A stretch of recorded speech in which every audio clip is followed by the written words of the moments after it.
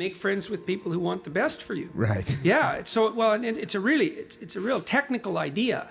So Carl Rogers, who's a psychotherapist, a great psychotherapist, I'd very much recommend his books to people, especially if they want to learn to listen, because he was really good at teaching people how to listen. He had this idea that what he would manifest towards his clients in therapy was unconditional positive regard. And I've always had trouble with that because you don't treat your children, for example, with unconditional positive regard. You mean There's so always no matter conditions. what someone says, you're saying, yeah, that's a good idea? Yeah, that's well, that's why it's tricky. Well, what he didn't articulate it, I think, as well as he might have. What you want to do is, for your child, is that you want the best for the best in them. That's what you want. And that's what you want from people that you surround yourself with. Now, they'll hold you to a high standard if that's the case, right? Because whenever you degenerate in any of the multiple ways that you're likely to degenerate, they're going to like whack you on the back of the head and say, clue the hell in, you're demeaning yourself, you're less than you could be. And there's real judgment in that, and it's harsh, but with friends, it's the same thing. You want friends, they're not friends if they're not these people. You want friends who, when something good happens to you, that's good for you, right? They're happy about that. They're not like all bitter and resentful underground and like saying horrible things behind your back and telling you how they did something that was better and trying to drag you down. It's like, that's not helpful. And then when something bad happens to you and you go to them and you say, look, this terrible thing happened to me. First of all, they don't try to top it with some like horrible thing that happened to them because they don't have the patience to listen. And second, they're not secretly gloating about the fact that catastrophe finally befell you. It's like they're actually hurt by it. And that chapter is an injunction. Is like, take a look at the people that are around you. And if they're not on the side of what's good for you, then walk away. Because, well, first of all, that's best for them too. If you put up with that, all you're doing is enabling it. It's like, well, it's okay that you mistreat me in a way that's harmful to me and everyone else. It's like, actually, no, that is not okay. It's not the least bit okay. That doesn't mean you shouldn't try to help someone when they're down. That's a whole different issue. What if it's your family? So you know how you say like walk away, right? Yeah. Do you still walk away from your family? Or do you You do if it's necessary. Yeah. There's lots of different ways of walking away. Oh yeah, like create boundaries. Well, there's that for sure. There's that. I mean, you sometimes someone's on an incorrigible path. Like there's just nothing you can do. Maybe they're aiming down. They're aiming down hard. And they're bitter, and everything they do is to produce misery, virtually everything. And you have to detach yourself from that. It's like, I always think about it from the perspective of a lifeguard. So if you're training to be a lifeguard, one of the things that you're trained to do is to approach someone who's drowning and panicking. And the way you approach them is you put your foot out between you and them, and you push forward with your hands with your foot out. And you basically tell them if they're flailing about, you say, look, I'm here to help, but you have to calm down. And then if they cling to you, like in panic, you push them away. You think, well, that's pretty damn cruel, because what if they drown? It's like, yeah, what if you both drown? That's like not helpful. You're there to rescue them. They take you down. You're both dead. It's like fail, right? So you say, look, quit panicking. I'll help you out, but I'm not drowning along with you. It's like, well, it's the same with someone in your family. It's like, if they're on a downward path and you've done your best, you've made your efforts, and they're not paying attention.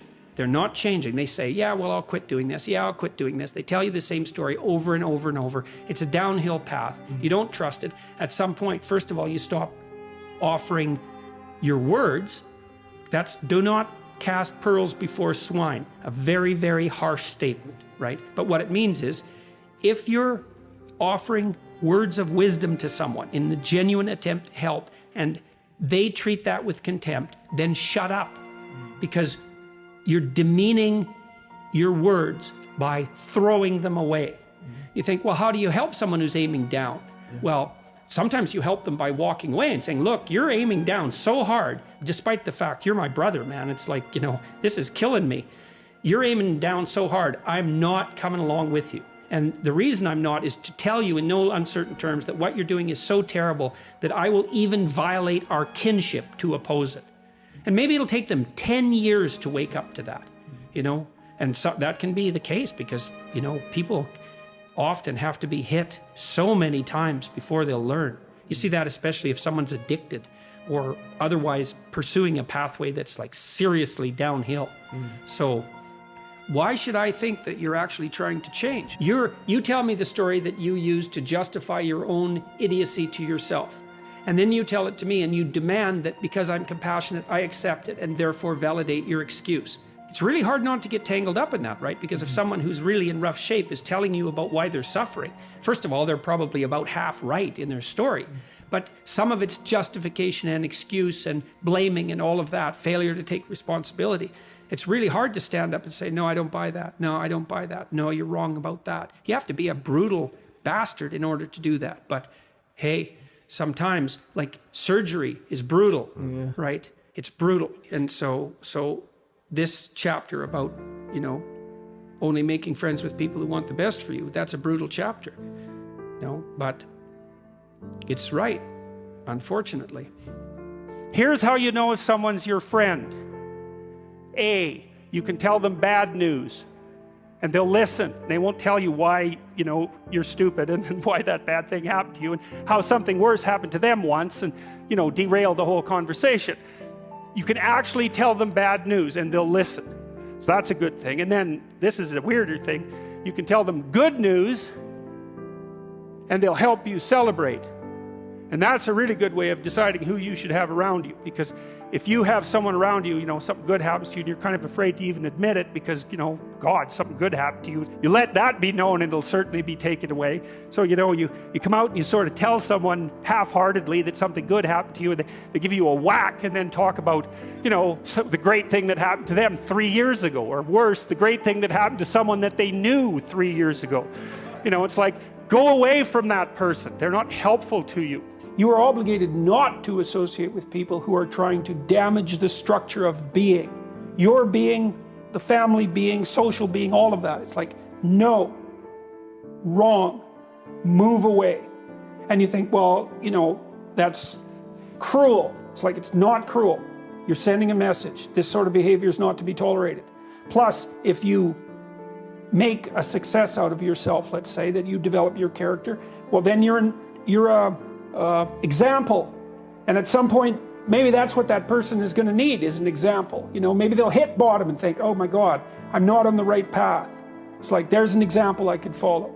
So, and you can't justify it by compassion. And the other thing, people don't exactly understand that it's okay morally to choose people that are trying to help you be better and to shy away from people who are going to drag you down. So you're not morally obliged to go down with someone else's ship. Now you think that's pretty harsh and pretty rude. You can't abandon a friend in need. That's not what I'm saying. I'm saying that it is appropriate for you to look at your social surround and to make decisions. If you have a person who's hurting you and who won't quit and who's pulling you down, it's like, that is not necessary. You are not obligated to do that. You go with people that are trying to elevate you.